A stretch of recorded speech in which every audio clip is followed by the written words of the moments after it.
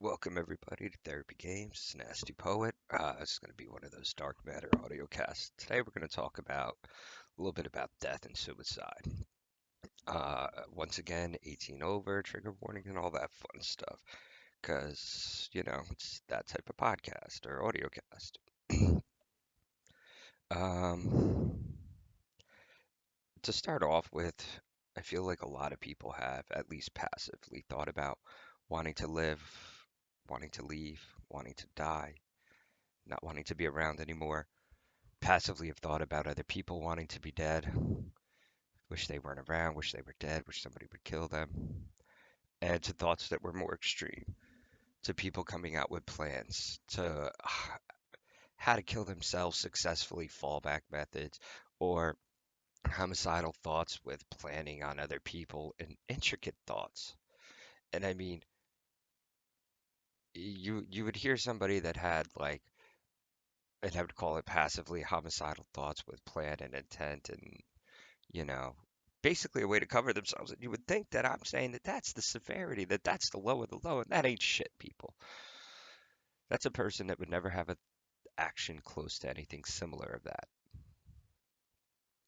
That's the reality, people.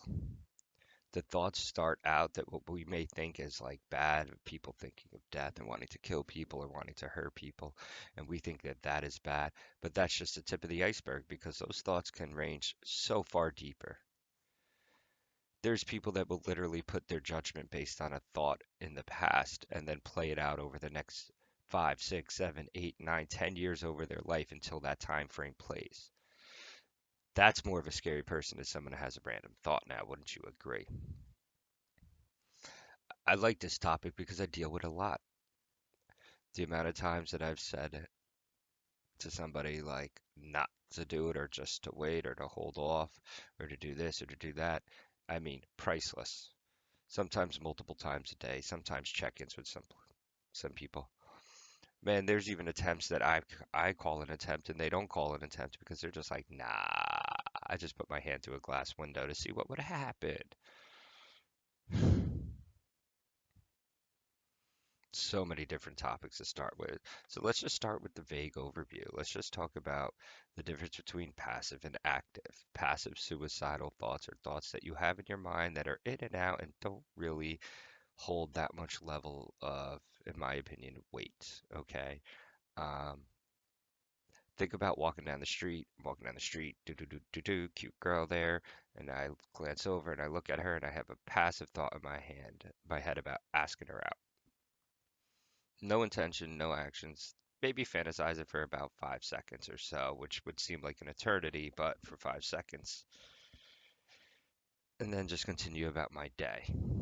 Something that would be more active would be me giving more of a signal or an engagement to that same girl. So I'm walking down the street and I see her there. Actively, maybe me smiling, making direct eye contact, shooting a nod, approaching for a conversation, slipping a number, snapping a photo, exchanging information, or just flat out asking, yo, you want to hook up when I ain't here with my wife? Probably wouldn't have a wife after that. Probably wouldn't have a life after that. Um, but like that's the truth. Passive is just a thought popping in and out. It may be entertained for a very minute amount of time, very minute. And some of those minute things may be long, but the level of muscle response that goes with it is what would change something from passive to active. So, for example, if somebody was insulting me and I am passive and I'm just like, whatever, and walk away, very little energy devoted towards it. There was actually very little. I didn't allow my voice to range. I'm sure my fight or flight increased, but I was able to calm it down. Very little activation in the body. Still passive. Active, turn around, kick the shit out of the person, stomp their face in. A lot of activation there. Physical, emotional, rage, adrenaline. None of it was subsiding. Here's where my job gets fun. Difference between passive and active is the flip of a switch sometimes. Anybody around, don't pause my podcast because it's my podcast and I love it. Just push your volume button once. up just one time. That is literally the amount of energy that goes from passive to active. From the thought of doing it to actually doing it. Because some people aren't going to do it. They're going to sit there and be like, fuck, I ain't going to do it. I don't even want to listen to this. I'm being forced to by my husband. No, I'm just kidding, babe. Um, so they're not going to push that button and they stay passive in that scenario. But to remain active is just active. Just activate something. How often do I talk to a kid about suicide? 7 days a week.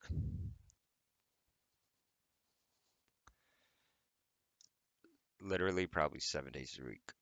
Joel's dead. It's a daily occurrence in some form or something, you know? And it may not be active suicide, but it may be prevention. It may be discussions about the emotional pieces that leads to it. Take somebody with severe relationship issues that constantly feels like they're all over the place. Where do we put them? That's your question. If anybody that ever listens to this video, anyone that ever listens to this video, did drugs or alcohol, how easy is it to get right back into that stuff? You know, wrong place, wrong time, right place, wrong time. I don't know what the hell they'd call it. But like, let's say that you're an alcoholic and you're sober for 30 years and you visit my house and there's a beautiful, beautiful rum just sitting there on the counter. Nobody's home. Not one person is there. Nobody would know. It's just a swig. That quickness that could just come in, that urge out of nowhere after 30 years, there's no difference between that and suicide. The thought is there.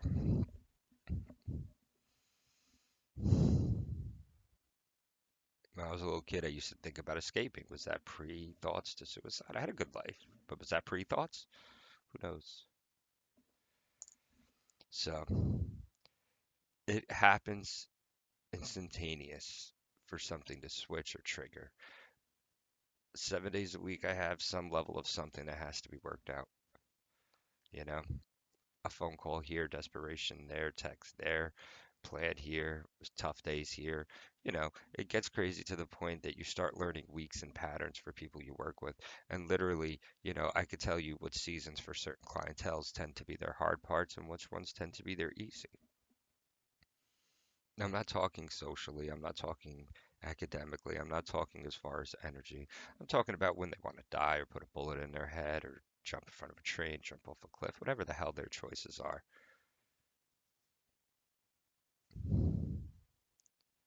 And sometimes their choice isn't even their choice. I know people that would. One person I worked with, we were discussing school shootings, and they literally turned to me and was like, I'd fucking go to school. I don't want to die, but if I died that way, then I didn't kill myself. Passively suicidal, prayfully victim of homicidal, like that's a kid that has overcome a lot because it's no longer them wanting to die. They're not going to do it. They chose not to kill themselves. But that doesn't mean that the feelings of death and sadness and wanting to die aren't still there. That doesn't mean that any of these people that like have these feelings, that doesn't mean that at any point in time that those thoughts don't come back. Suicide's a scary thing too because it's like it's something that's like infectious. Like the thoughts can get in the mind and they're scary, but like it's a car accident, so you have to look and then you think and think. And in the beginning, it's real scary. You don't want to look, you don't want to see, you don't want to think. But after a while, you start wanting to look and think, and you start investing a little bit of activation energy in there, just a little bit of thought, like, I wonder how I would do it. Maybe I'll go to the computer and look something up, or do this, or do that, or whatever the method is that you guys are generally doing with this stuff.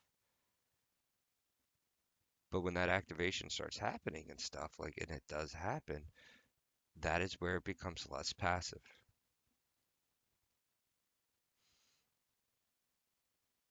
At this point, you may have just thought about it, and you may have just looked a couple things up.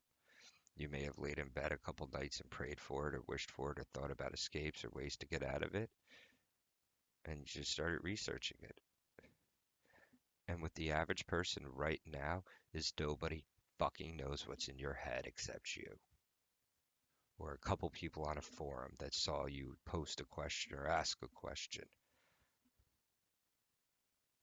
Nobody. It's just your head right now. And that is how it starts going from passive to active. It's kind of like that you went from just thinking to now engaging in behaviors. And now when you start engaging in these behaviors, it's still taboo to you probably. It's not something that's openly discussed. With my clients, I try to make suicide something that's openly discussed and freely discussed because at this point, suicide with my people, man, they're thoughts, and we keep them thoughts. We don't make them actions. We keep them passive, you know. But with nobody to help keep them passive, they will spike. And this person that went from thinking and dreaming and wanting and wishing and hoping, now researching, is hiding it. Doesn't want to get caught. Doesn't want to get in trouble. Doesn't want to get sent there or do this or do that or have to talk to some stupid fucking therapist like me. That's what it is. Half the time you guys are scared of people like me. Trust me, I'm not scary. I love it when I start with new clients who are like, I thought you were gonna yell at me because I wanted to die. It's like we all want to die sometimes, kid. It's just, are we smart enough not to?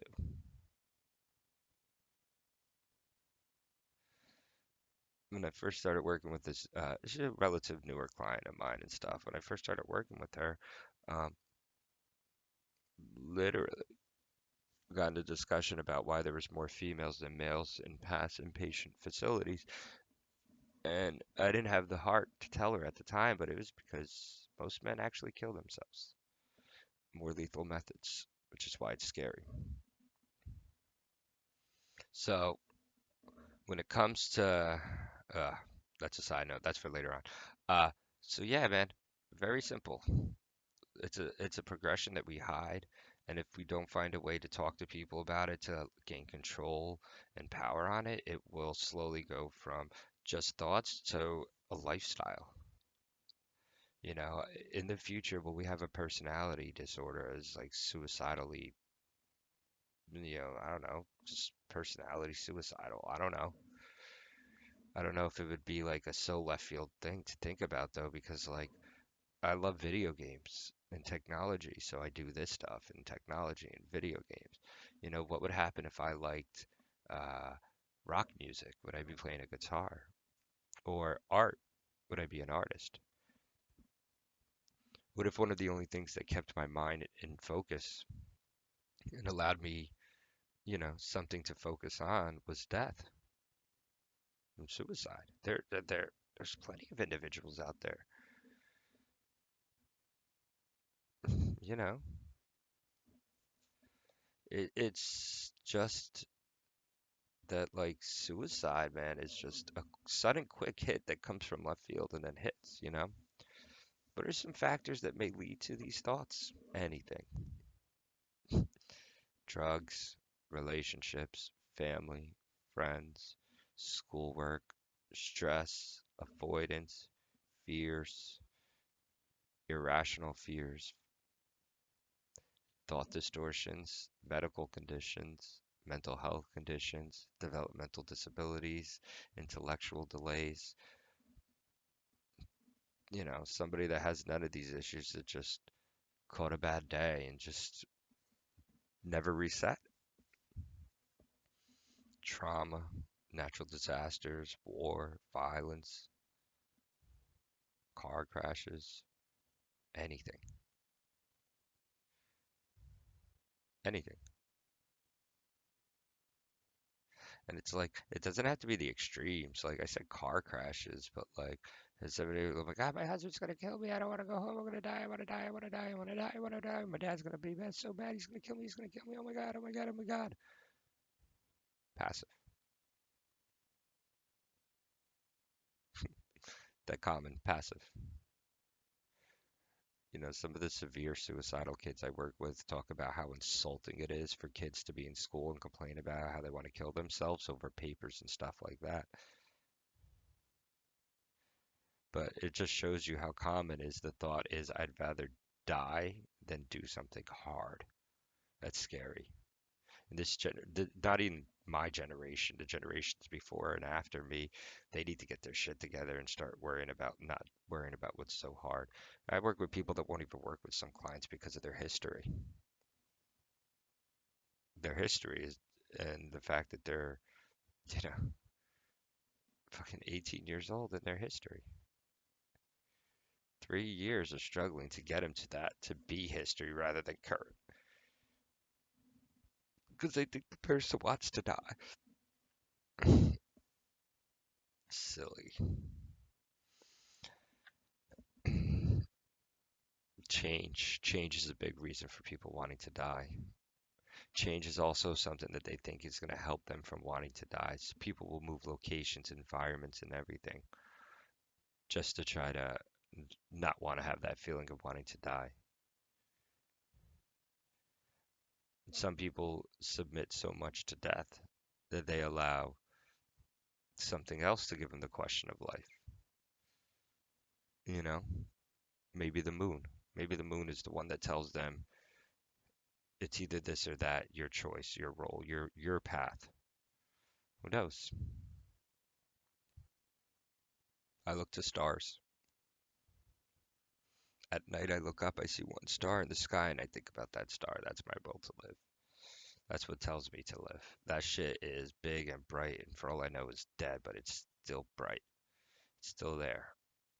You guys know that, right? That like half the stars in the sky, we may not even exist anymore. It could be like supernovaed out or some shit, but they're so far away, we won't know for millions of years. Yay us! Yay space!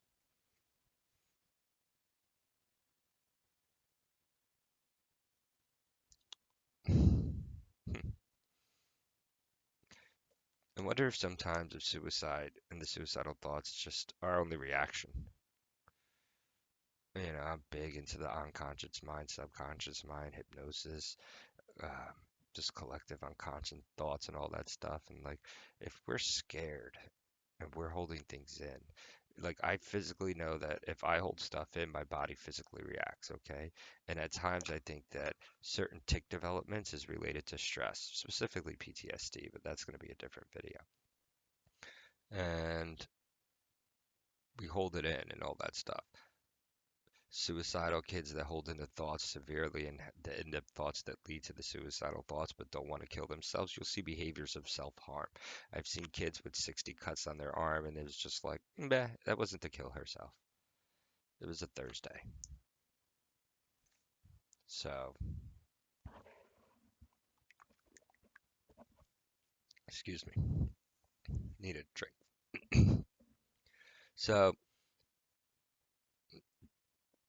these individuals, these kids that have these thoughts in and want to die, part of the reason why they want to die is because they don't want those thoughts to come out. They don't want people to know what those thoughts are.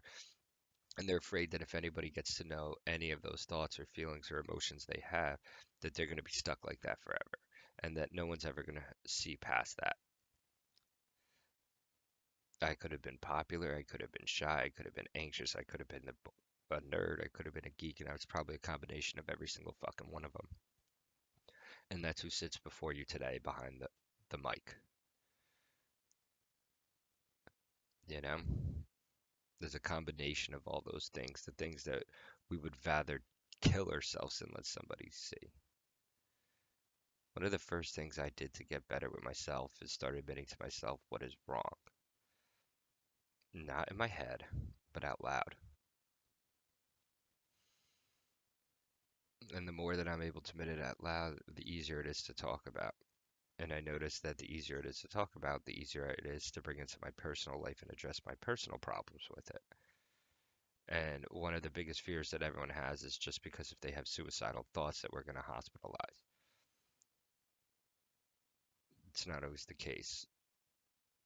But have rapport with your clinician, in my opinion, is have rapport because you want to make sure, you know, like, yeah, you definitely want to make sure. Part of the thing with that would be like, I've had clients that have came and told me in-depth plans and thoughts and feelings they've had, but I've chosen not to hospitalize because of other safety protocols in place. And that has to be a judgment call between you and your client. And like, look, if I didn't trust this girl, she wouldn't have driven away from the lake. She would have been brought out of the away from the lake in an ambulance. But I have trust. Scary.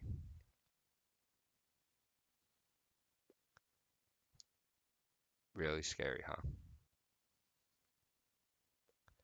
Has anybody ever received a call for somebody right after they were going to attempt but decided not to? Did you ever get that call? I have. What am I supposed to do? Hey, I'm not going to kill myself. I want to tell you what happened and talk about it and get back on track. And then bang out what, two, 3 sessions that week with me just to kind of square away some shit. What am I supposed to do? Do I send him to inpatient? Would you? If I send every kid to the point that they were looking over a cliff, water, lakes, bridges, trains, cars, if I hospitalized every kid that did that, half of New Jersey would be inpatient.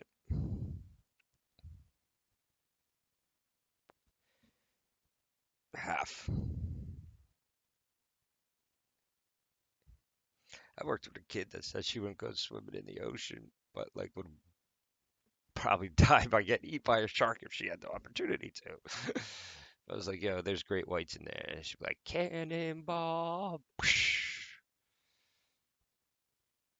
Because some people, that's just their will, man. They just have those thoughts. And again, one of the things that I really appreciate is that people have been working on sharing those thoughts. They haven't been keeping them in as much. It's becoming kind of a situation where they're understanding that they can speak, they can share, and they can communicate what they feel. And that's becoming a really powerful thing.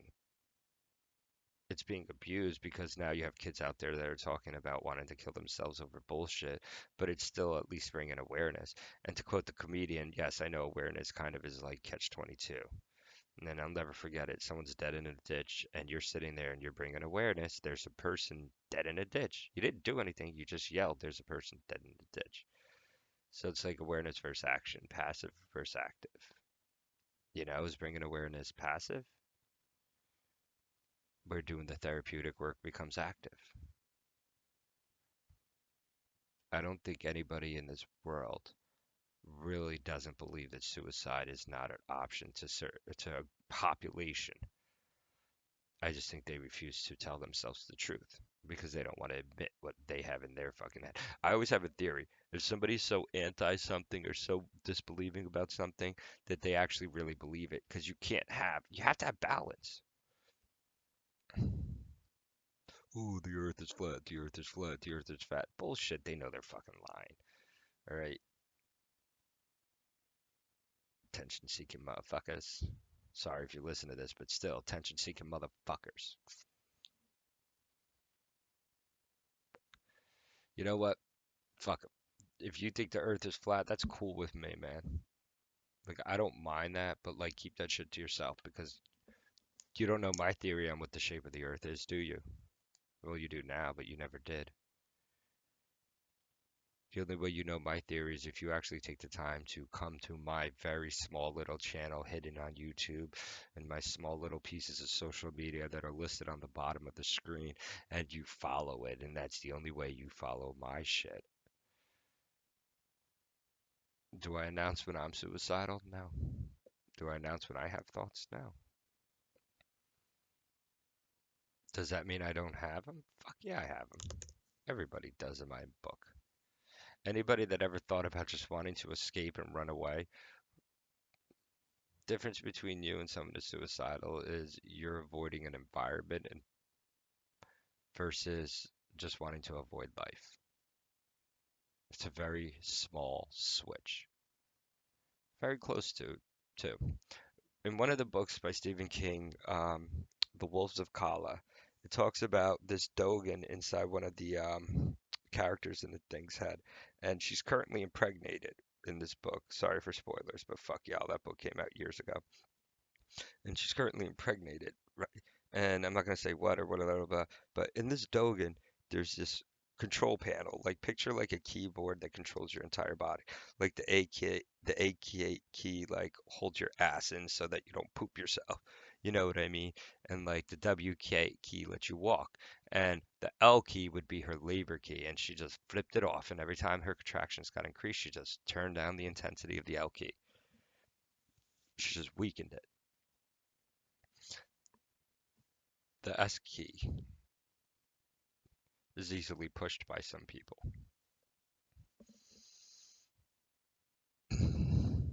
especially when they're scared. Somebody with good intelligence knows that running away would probably be a better solution than killing themselves. But is that just harm reduction at that point? Is that just us rationalizing that if we run away from everything that is bothering us, that it would just fix it? What's the difference between that and the other thing? You know what I mean? It's still the same thought process. It's still an ultimatum and an extreme to ourselves, saying that the only way to fix a solution is by getting as far and as away from it as possible. Now, like, look, if you are being like in a bad, shitty relationship and you need to get the fuck away, bounce, bounce, bounce, bounce away, get away, get away, get away. That's not what I'm talking about. I'm not talking about the person that's in a domestic violence situation saying, I need to move out of my house. I'm talking about the person that thinks that their feeling of depression changes when they move states or they attend a college that's far away or they do this or they do that and they think there's a change in their depression or there will be a change in their depression because of it. No, man. If you wanted to kill yourself in California and your ass comes to Jersey, you're going to kill yourself and want to kill yourself in Jersey. If you want to kill yourself in New York and you go to Florida, same thing.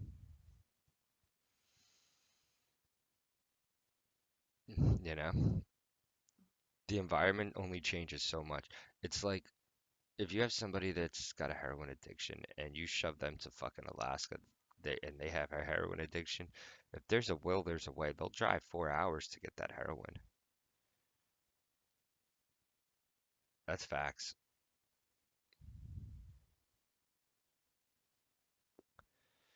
I wonder if like in time, maybe we'll start realizing that like those sudden avoidance of everything isn't what's really going to change things, unless it's a direct violent situation. Like if you live in like a war-torn country and you're like, yo, I'm trying to get away from violence, that's not what I mean. But if you're that kid that has anxiety, depression, stress, social anxiety, and then you think that by switching jobs or switching schools or like switching states is going to change that underlying anxiety and depression, and you're silly. Because if it does change it when you move, then you had the ability to change it all along, and you just sat on it because you were fucking scared. And yes, I'm calling you scared. And if you were sitting in my office, I'd call you fucking scared to your face. But since you're not sitting in my office and you have that ability to do that, I'm going to call you out over my podcast. You were fucking scared to do it earlier. That's all.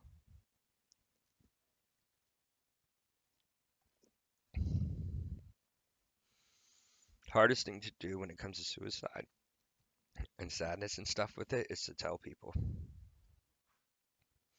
When like people first start telling me things related to their thoughts and feelings with it, like they think immediately I'm gonna freak out. And it's kind of like, I know the level of risk I work with, and I know the clientele that generally works with me and I work well with.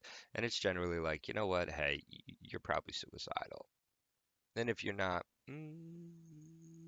that's okay. But there's some level of it in there. And you have to start admitting it to yourself. You have to start acting like it to yourself, and you have to start believing it.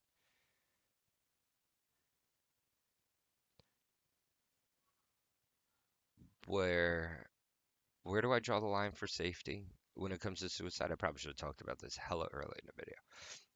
Yo, if at any point in a discussion with somebody that I have one feeling in my gut of uneasiness related to that person's safety, that is where I draw the line.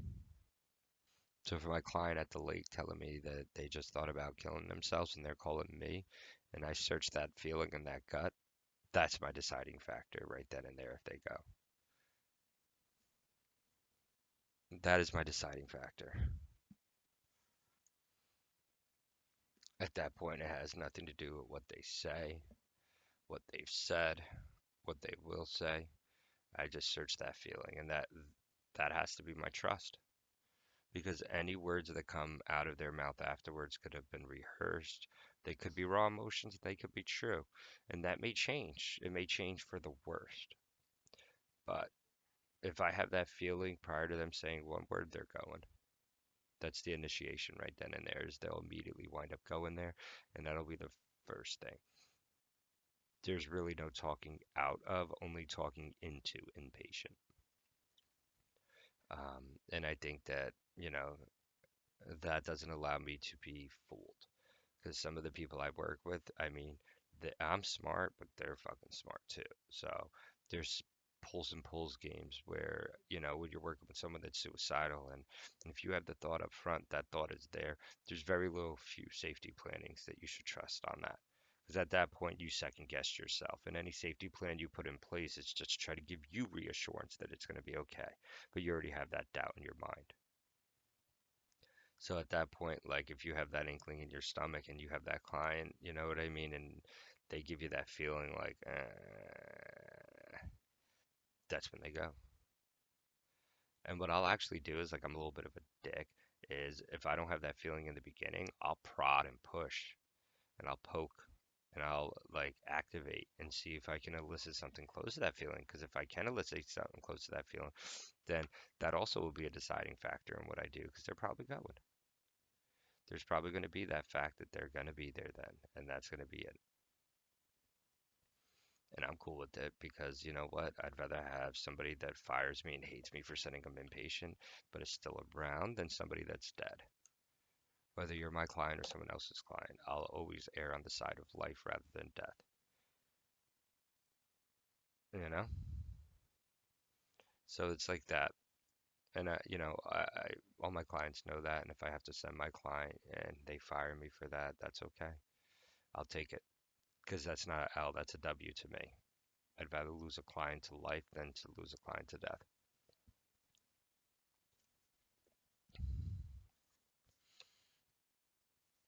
And I don't want to be full of myself, but there's very few people that leave permanent. And the people that do leave permanent, I'm glad. They move on and they're better, but they still may hit me up every so blue moons. Um,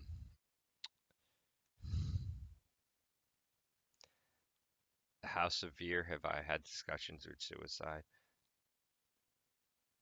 To the extreme, to somebody trying to remove, like their head or their body parts, or like the extreme. The methods I've heard and stories I've taken about, I had the one client that told me they drunk stumble and fell off a parking garage. It was a cool client I worked with, badass client I worked with. They threatened to burn down the building during family session. This is like fucking funny. The coordinator was like, "You want to send them to the hospital?" I said, "Fuck no." They were fine. They were cool. I miss them. Uh, how do you drunk stumble off the top of a parking deck? Be honest.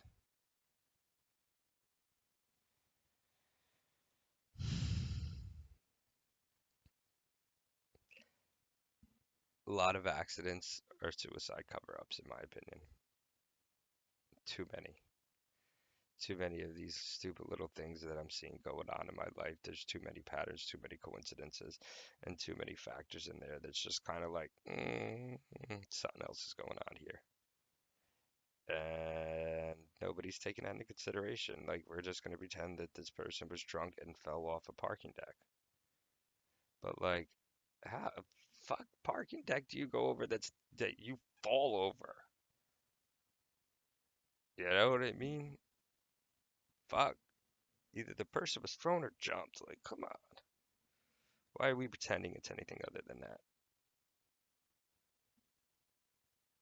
You know? We shouldn't. We shouldn't be so naive in life. But I think, again, just because it's so taboo to talk about suicide and stuff, that we'd rather just admit that the person drunk stumbled over a 5, 6 foot wall than fucking jumped. And every single little person's gonna be like, yep, that's what happened. That's what. Well, fuck that. That's not what happened. Jesus Christ, man. If you're trying to break a window in a casino, you're trying to jump out it. Like, that's what's happening. It's not like you want fucking fresh air. And that person didn't go because that person admitted the truth. Ooh, I was just curious to see what it would be like to stand a jump. But I was drunk. I wasn't trying to kill me. No, that's not what the person said. But I'm kind of trying to make a scenario to paint in your head that, maybe we should be a little more leaning towards high risk symptoms than trying to make excuses going forward. Doesn't mean that we hospitalize or we send every single kid that has a suicidal thought to PHP, which is like 5 days a week, 5, 6 hours a day. It's not like we need to do that. But Jesus Christ, we need to have a fucking discussion about it. We need to communicate and talk about what we're doing and what we're feeling and how we feel. And, you know, we need to be involved in it. We need to also look at like some of the different little things that's going on around us as people, not even providers, as people, just to see how much shit we're ignoring. I have a client, they tell every single time they say how many times do they need to say the same shit over and over and over and over again. And then like, they're telling everybody why. And it's like me and the client are explaining to other people why they want to die and why they feel like dying and why they constantly think about death and what's causing them all these feelings. And you know what we're getting? Nothing. The client doesn't think it's them anymore. They know it's the situation around them is fucked up. And you know what? There's been no attempts. I'm not saying that that client's not a risk every week, but there's been no attempts. So it's okay. You know,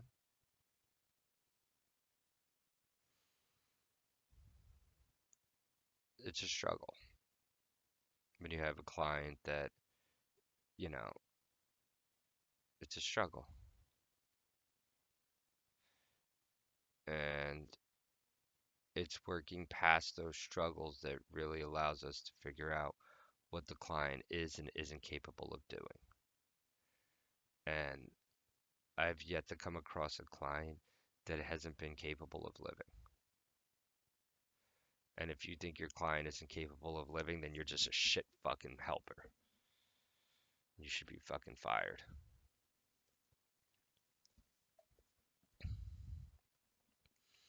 I don't ever look at a client and think they're actually going to kill themselves. I look at somebody and I think they're going to get help. That's the number one way. You want to start fixing things? Stop looking at clients with pity and expectations that when they die or if they attempt suicide, that it was like, well, I saw that coming. Motherfucker, you saw that coming and you did nothing. You're more responsible than whatever caused it. 1,000 times more responsible than whatever caused it.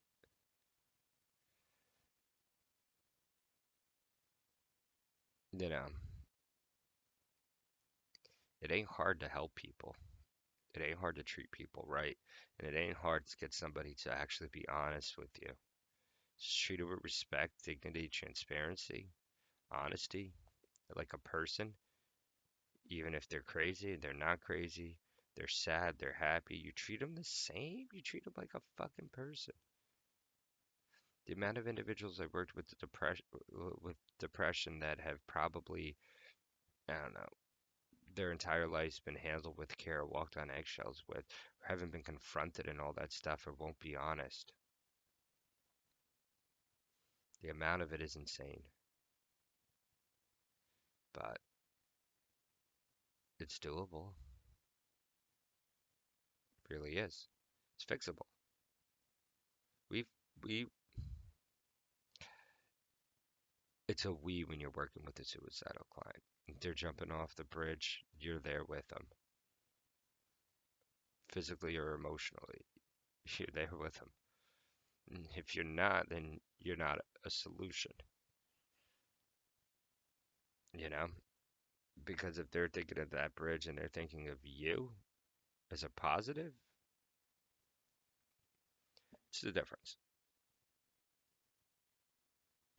Some of the individuals that I work with, they lose closeness with family and friends and they want to kill themselves and all that stuff. But like, they have to look at who they have, you know? And sometimes family will admit that they're not theirs while they're supposed to be, but there's other people.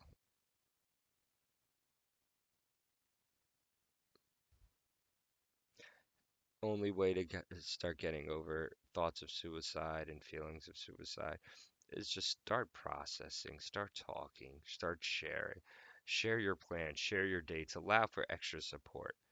If I know that like October, I don't know, the week of October, this is your trigger date, then we flood you with supports that week and we make that week easier and the week up and the week after.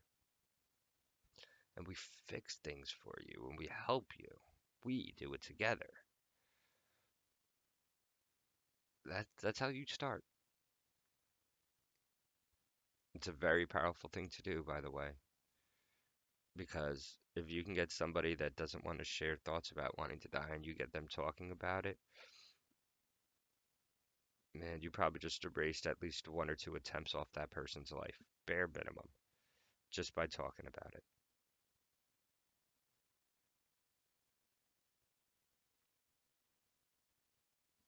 All right, everybody. Follow me on YouTube, Insta, Twitter, blah, blah, blah, blah, blah.